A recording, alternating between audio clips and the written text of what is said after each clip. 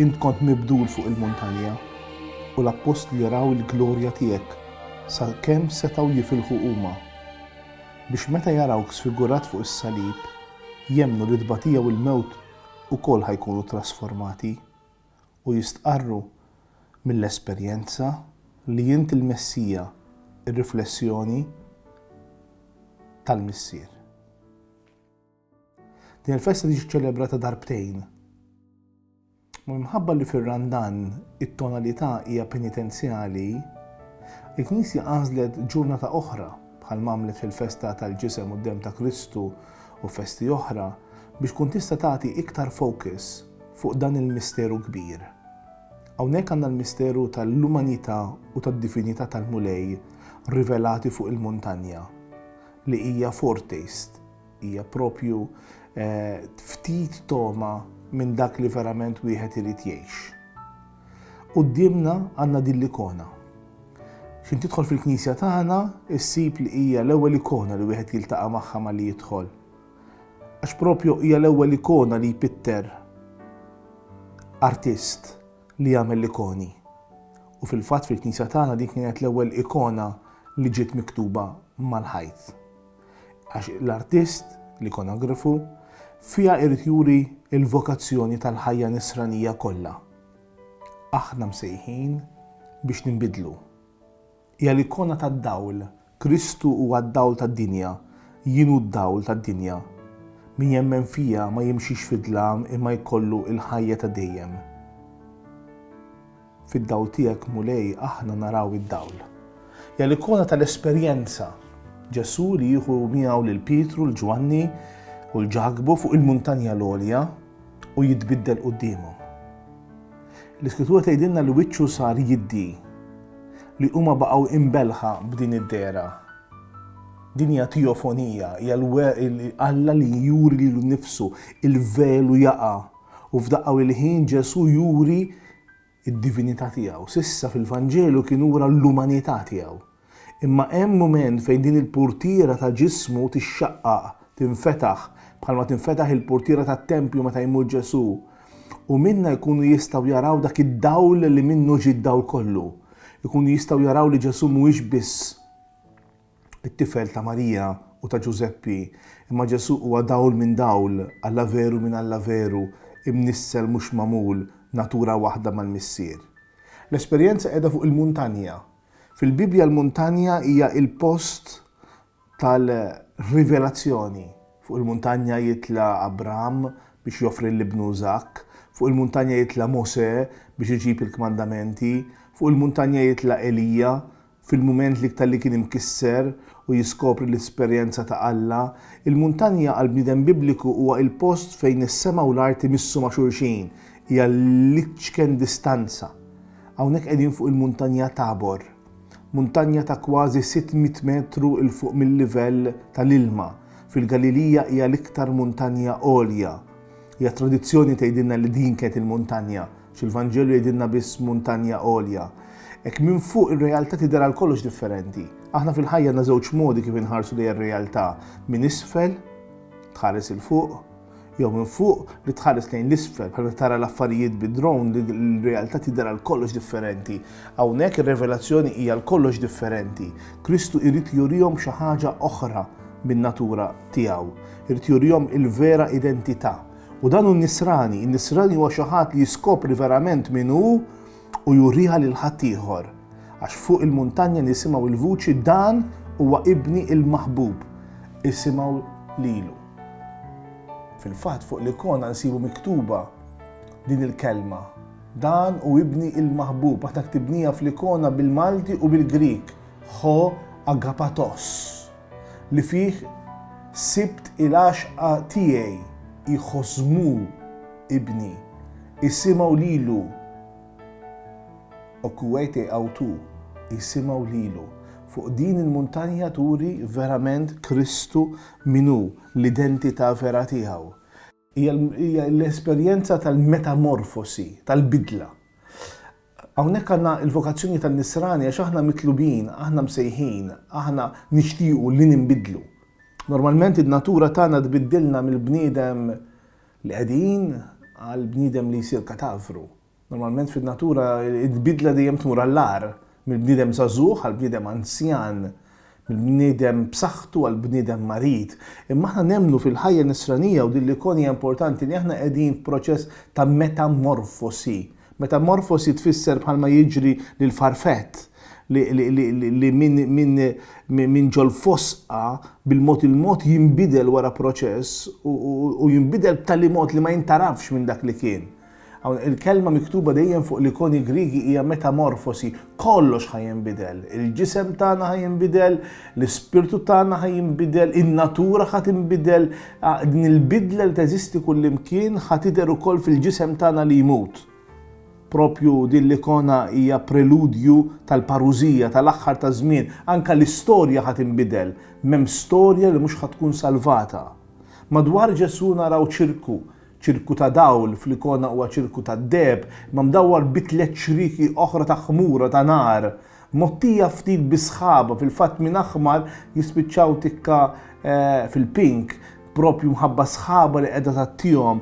Dawn huma importanti ħafna hija l-mandorla tissejjaħ. Kristu mdawwar b'dawl kbir, bid-dawl etern, mid-dawl tiegħu tal-aġeb, fid-dawl tiegħu biss naraw id-dawl, aħna nirriflettu l-glorja tiegħu. Madwaru hemm żewġ personaġġi li tnejn qegħdin fuq muntanja fil-quċċata tagħha. L-ewwel wieħed huwa Mosè. Warajh naraw il-burning bush. Naraw din l-olliq jaqbad. Li mal-ewwel fakkarna fuq din l-esperjenza ta' Alla, olliq jaqbad mingħajr ma jikkonsma lilu nnifsu. Kristu li jgħaddi mill-mewt mingħajr ma jispiċċa kollox. F'Mosè għandna l-lider. Dak li ħareġ il-poplu mill-Eġittu, dak li xtaq li jara l-wiċċ ta' Alla. L-unika xewqa li kellu, l-unika talba li jagħmel lil Alla urini wiċċek. U dan il-wiċċ ma jaraħ qatt ħlief fuq il-muntanja fi Kristu Ġesu. Kristu Ġesu huwa l-wiċċ vera li Mosè xtaq jara. Fidejh għandu il-kmandamenti, għandu propjament il-liġi, il-kelma tal-mulej, il-liġi l-antika li Mosè niżżel minn fuq il-muntanja.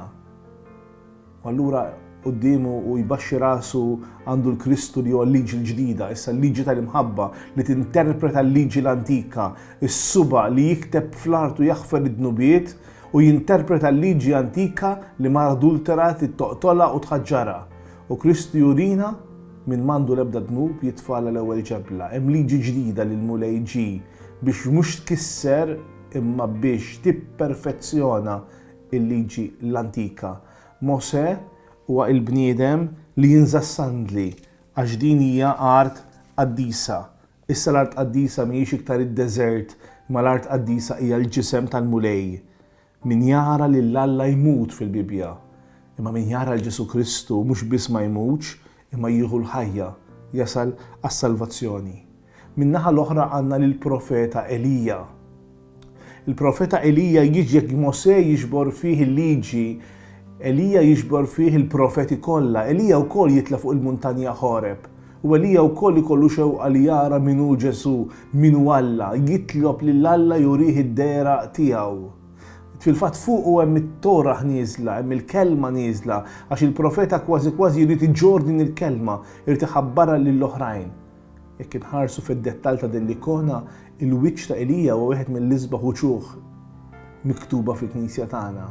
Elija li qiegħed jindika bidejh l-esperjenza interjuri, Elija li jiskopri lil Alla f'żiffa ħelwa, f'silenzju totali, u bliet l-oħra qed juri min hu l-mulej, qed juri l-ħaruf tal-Alla dak li jneħħi id-dnub tad-dinja. Elija li anke l-ilbis tiegħu huwa aħdar li mal-ewwel qed juri kreazzjoni ġdida, jindika lil-mulej għax il-liġi permezz ta' Mosè, imma l-ħajja u l-verità permezz ta' Ġesu Kristu li fih irċevejna grazzja fuq grazzja. Din l-ikona turi din il-metamorfosi li qed issir anke fl-iktar żewġ kolonni importanti fl-Antik Testament. Fl-ewwel żewġ partijiet tal-Bibja qed nuru antiċipata il-qawmien ta' Ġesu mill-imwiet. Dan huwa verament transustanzazzjoni, kollox jinbidel. U għalhekk hija festa importanti ħafna, l-festa tal-Għid, li m'hemm l-ebda ħaġa li tmiss ma' Ġesu li ma tinbidilx. Min-naħa l-oħra ċentrali ħafna għandna l-Mulej Ġesu. Il-Mulej Ġesu fl-ikona huwa ċentrali, huwa libes il-libsa il-bajda, jiddomina x-xena kollha. L-ewwel nett għandu mandorla anka ma' rasu, għandu r-raġġira kollha nar. Ir-raġġira li mal-ewwel turi hemm miktub fiha ħoon li tfisser jien dak li jien, l-istess kliem li Alla qal lil Mosè u l-istess kliem li jgħid fuq il-muntanja Sinai. Il-wiċċ ta' Kristu huwa wiċċ ta' Kristu glorjuż, mimli nar, mimli dawl, iħares lejn l-assembleja. Idejh miftuħa beraħ. F'din l-ikona hemm dejjem it-trasfigurazzjoni titgħaddi mill-proċess tal-mewt. U fejn fl-ikoni kollha l-oħra hemm x'imkien xi ħaġa sewda li turi x-xeol il-post tal-mejtin, f'din l-ikona il-passaġġ tal-mewt jgħaddi minn din il-forma unika. Hija forma l-ewwel darba li pittira huwa l-Franġelico. Bidejh miftuħa beraħ, bidejh forma ta' salib biex juri li l-glorja tassal propju midbatija. Għalhekk marbutin ma' xulxin il-festa tas-sitta ta' Wissu u l-festa tal-eżaltazzjoni tas-salib. Ma tistax tissepara id-dbatija mill-glorja. Min-naħa l-oħra Kristu libes il-libsa l-bajda. Normalment fl-ikonografija il-libsa l-bajda hija l-libsa tad-dawl. Hija l-libsa tal-lejt. Fl-ikonografija kollha Kristu jilbes il-libsa l-bajda issa u fil-qawmin tiegħu mill-imwiet hija l-libsa tal-mamudija ta' dawk kollha li msejħin biex jilbsu jinżaw il-bniedem il-qadim u jilbsu l-bniedem il-ġdid, il-bniedem tad-dawl. Dan hu l-Mulej Ġesu. Li l-appost li ma sabux kliem biex jesprimu dan il-libsa, dan id-dawl, din l-esperjenza. Din l-esperjenza tmur lilin mill-esperjenza umana. Fil-fatt fil-Vanġeli insibu li nkollu jgħidu l-bisu kien jiddi bħad-dawl, l-ebda ħassil fid-dinja mu kapaċi jagħmel l-libsa bajda daqshekk, wiċċu kien jiddi bħad-dawl. Dawn huma espressjonijiet ta' xi ħadd li m'għandux kliem biex jesprimi l-esperjenza li esperjenza. Idejh qegħdin ibirku lill-assembleja u f'idejh għandu s-sinjali dejjem hemm mitli hu t-tieni persuna ta' Trinità. Qed ibirek u f'naħa l-oħra qiegħed jgħid ukoll ju għandu żewġ naturi, Alla u bniedem. F'din l-ikona jew aħjar f'din il-festa hija proprju l-identità tad-divinità tiegħu li tiġi mikxufa. Mhux ta' bxejn li l-monaċi, speċjalment il-monaċi tal-Orjent, jażlu din il-festa u jiġbru fiha l-ispiritwalità kollha tagħhom, speċjalment il-monaċi ta' Mount Athos tal-Muntanja Qaddisa li bħallum jagħmlu wkoll il-konsagrazzjoni tagħhom, il-professjoni tagħhom. Għax dan il-jum għal-nisrani ma jħarsux biss lejn fejn qegħdin, imma wkoll fejn aħna għad inkunu. Hawnhekk hawn il-qabża minn dak li hu tal-ġisem għal dak li hu tal-ispirtu. Hawnhekk hija l-ikona ta' żbuħija. Kristu li der kollu dawl, kollu żbuħija. U din hija l-ikona tal-vokazzjoni tagħna, għalhekk poġġejnieh dejn il-bib biex kull min jidħol u joħroġ jinduna li l-iskop tal-liturġija huwa proprju dan li aħna niġu mibdula. Din hija id-destin, aħna msejħin biex nimbidlu skont l-immaġni, skont l-esperjenza li nikkontemplaw, mistednin biex nerfgħu qlubna l fuq. Kristu isir dawl vera li jdawwal lil kull bniedem li jiġi fid-dinja. Hawnhekk għandna dejjem l-antiċipazzjoni tal-qawmien. Fl-istess ħin, u di l-aħħar kelma fuq din l-ikona hija d-dixxipli. Normalment fl-ikoni kollha ta' trasfigurazzjoni insibu 3 dixxipli, il-Pietru, il-Ġagbu u l-Ġwanni. Fl-ikoni normalment insibuhom rashom l-isfel, huwa Pietru biss li jħares u jitkellem u jgħidlu kemm qegħdin sew li aħna qegħdin hawn. L-artist li għamel din l-ikona Nathaniel Tewma iddeċida li d-dixxipli ma jkunux impinġija, ma jkunux rappreżentati. U raġuni kienet teoloġikament profonda biex aħna li nħarsu lejn din l-ikona nieħdu l-pożizzjoni ta' Ġwanni, ta' Pietru u ta' Ġagbu.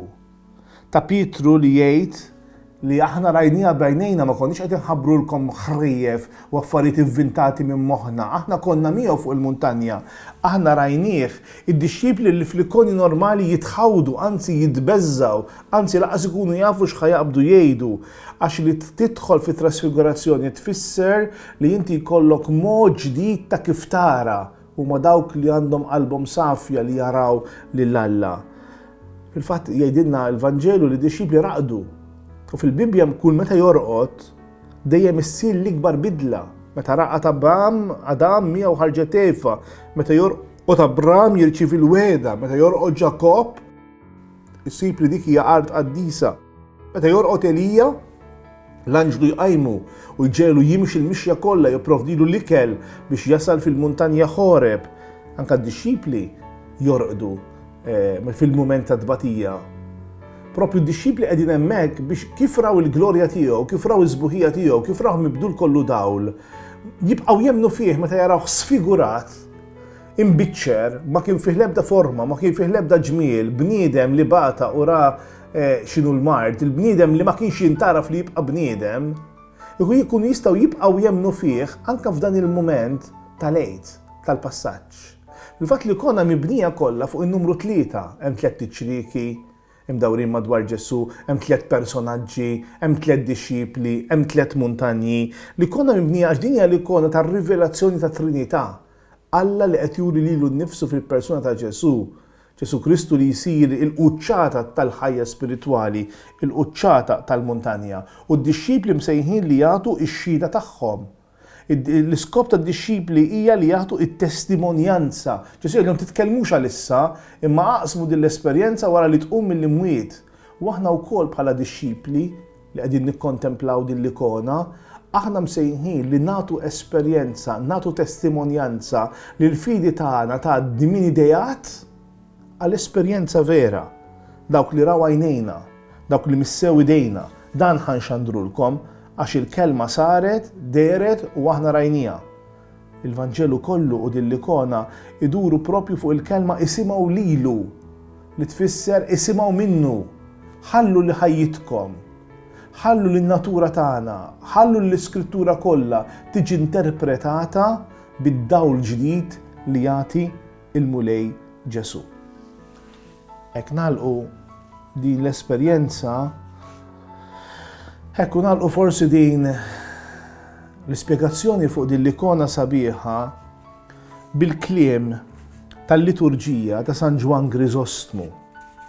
San Ġwan Grisostmu fil-liturġija tiegħu meta jispiċċa s-saċerdot minflok in-nies jgħidu morru fil-paċi ta' Kristu rroddu ħaj l-Alla, fil-liturġija Biżantina kull darba tispiċċa l-liturġija in-nies jgħidu dan il-kliem. Aħna illum irċevejna l-Ispiritu Santu. Aħna rajna id-dawl veru li jdawwal id-dinja. L-ikona u l-festa ta' trasfigurazzjoni mhijiex festa bħal l-oħrajn. Għalhekk il-Knisja fl-Orjent dejjem qisitha bħala għejd tas-sajf. Din hija l-festa ta' kull vokazzjoni, ta' kull sejħa. Aħna mill-ħin li nitwildu sal-mument li nmutu imsejħin li ninbidlu. Ninbidlu fiżikament u m'għandix kontroll fuqu, ninbidlu psikoloġikament fl-arfin tagħna tar-realtà, imma rridu wkoll ninbidlu spiritwalment billi nħallu lill-għajnejn ta' ruħna jissaffew biex aħna wkoll nindunaw li l-mulej Ġesu huwa il-kelma vera, il-mulej Ġesu huwa id-dawl vera, il-mulej Ġesu huwa it-triq vera. Ejjew aħna wkoll mad-dixxipli nittilgħu fuq il-muntanja biex bekk aħna nduqu l-glorja tiegħu u nkun nistgħu nħabbru din l-aħbar lill-oħra.